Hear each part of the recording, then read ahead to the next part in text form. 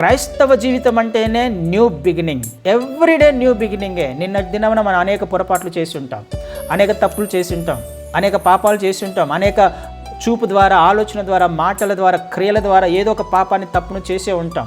కానీ నేను తప్పు చేశాను, ఇక నా ఆత్మీయ జీవితం ఆగిపోయిందని చెప్పేసి నిన్నటిలోనే నేను పడి ఉంటే నా పరిస్థితి ఏంటి? కానే కాదు. ఇంకొక రోజు వచ్చింది, ఆయన ఇంకొక రోజుని ఇచ్చాడు. ఎందుకు ఇచ్చాడు? నిన్నటి దినమున చేసిన తప్పులే మళ్ళీ చేయడానికా? నిన్నటి దినమున చేసిన పొరపాట్లే మళ్ళీ చేయడానికా? అలా చేస్తూ ఉన్నట్లయితే నాకంటే మూర్ఖుడు ఇంకొకడు ఉండడు.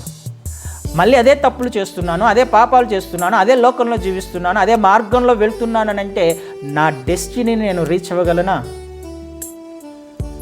కదా, నా జీవ కిరీటాన్ని నేను పొందుకోగలనా? నిత్యత్వంలోకి నేను వెళ్ళగలనా? ఇది సాధ్యమేనా? ఖచ్చితంగా సాధ్యం కాదు.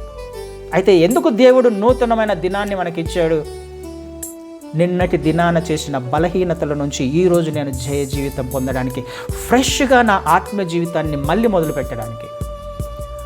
నువ్వు ఎక్కడ పడిపోయినా, ఏ పరిస్థితిలో నిన్నటి దినాన పడిపోయినా, ఎంత తప్పులు చేసినా, ఏ పరిస్థితులు నిన్ను నిలబెట్టే ప్రయత్నం చేయకపోయినా, నీ అంతకు నువ్వు ప్రయత్నం చేస్తే ఆయన నిన్ను బలపరచడానికి సిద్ధంగా ఉన్నాడు, ఇష్టపడుతున్నాడు.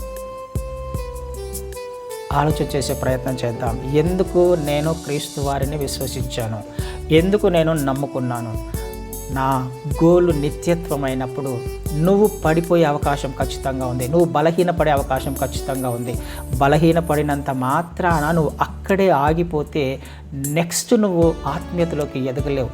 నువ్వు నెక్స్ట్ ఆ మారథాన్లో పార్టిసిపేట్ చేయలేవు. అప్పుడు ఏమవుతుంది? నిత్యత్వాన్ని మిస్ అయిపోతున్నావు.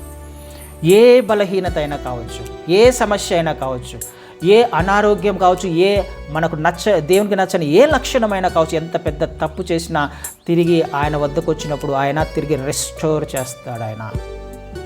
హల్లెలూయా. ఆయన is the God of restoration.